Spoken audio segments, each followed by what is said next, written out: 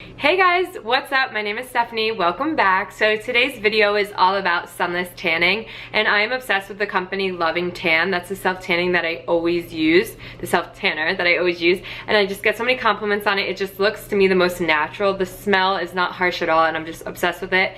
So today I just really wanted to talk to you about all how I prep my skin before I tan, the whole process of the tanning, and then how I make my tan last longer. So I'm just gonna jump right into it because I do have a lot to say. Okay, so first thing first is, well, first off, I'm usually in the shower when I'm prepping my body, but for the purpose of this video, I do want to show you step by step of what I do. So I'm just going to show you it on one of my legs outside of the shower, which sounds weird, but you'll see. So first, as I'm in the shower, I just wash my body, and then I like to shave my entire body because this acts as a soft exfoliator, and it just helps to get off like the dead skin on your body. And also, you just want your skin to be extra soft and no little hairs, because the tanner will stick to the little hairs and it will look like little dark like brown dots all over your legs and arms. So yeah, I just recommend to shave before you do a tan. Also because you don't want to be shaving like the next day after tan, because it'll just take your tan off, if you know what I mean.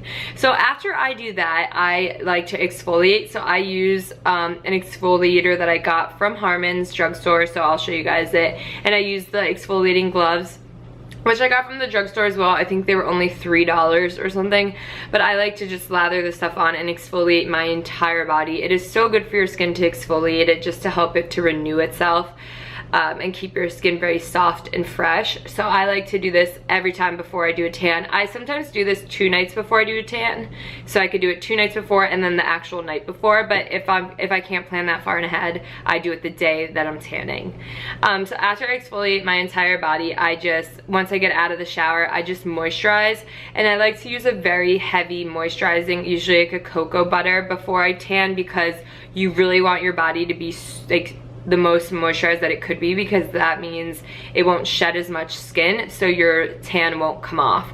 So this isn't the lotion that I would usually use every day, it's just too thick, and I'm not crazy about the smell. But for the purpose of this video, I just really wanted like a nice like thick cream to really hydrate my skin.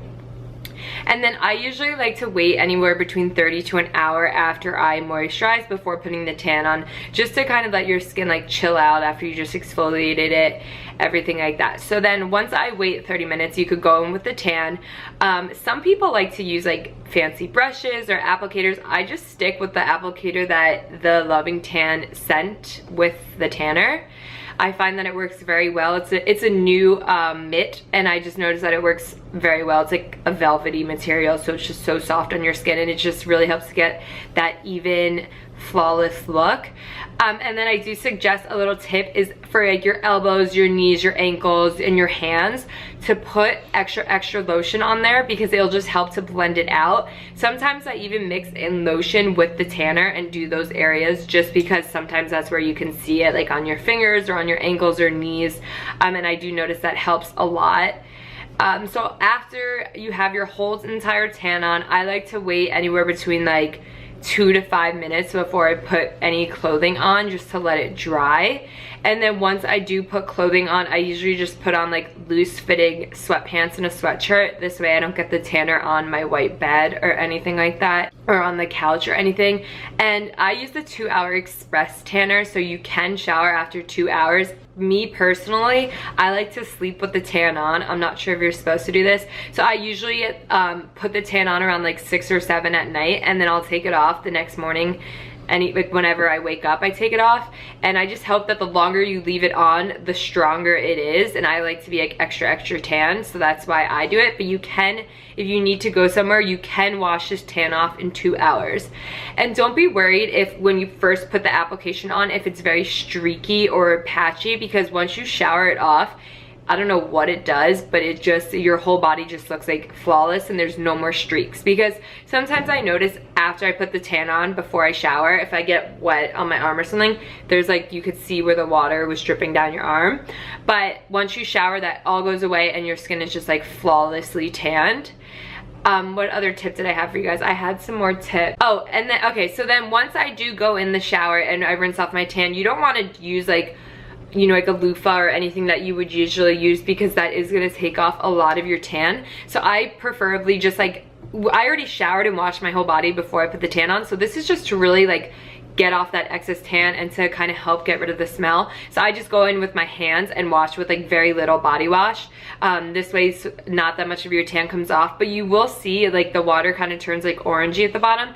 Don't be scared, it's not all coming off, it's just like taking off like that top layer, and I swear it's fine. So then once I get out of the shower, that's when you'll have your nice glowing tan, and I just think it looks so natural. I feel like I really did step off the beach with this tan. It's my absolute favorite.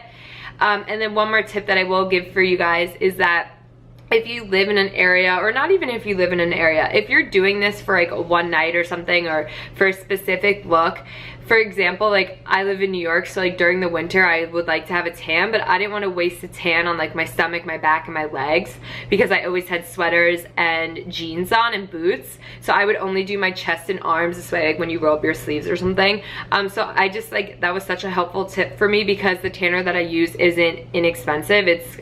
It's a little bit up there price-wise, so I would hate to waste the product. So I just noticed that just do it on areas that you will see for when you're tanning, and it really does save the products. But now that it's summer, I just tan my whole entire body, because especially when I'm doing like videos and stuff, I never know what I'm putting on, so I just do my entire body. But that is just a little bit of a tip, so yes, this way you're not wasting your product. Okay, so now after your tan is on, I just every time after I get out of the shower, I moisturize, and this just really helps to keep your tan on longer. So usually a tan can last me a whole week, so I usually tan 1.5 weeks. Alright guys, so that is it for this video. I really hope that you enjoyed it. I hope that it was informative and helpful, and if you want to check out Loving Tan, I'll have the link below. With the coupon code StephNYC, you get a free applicator mitt. This video is not sponsored, and I am not getting any commission off you using that code. It's really just to help you.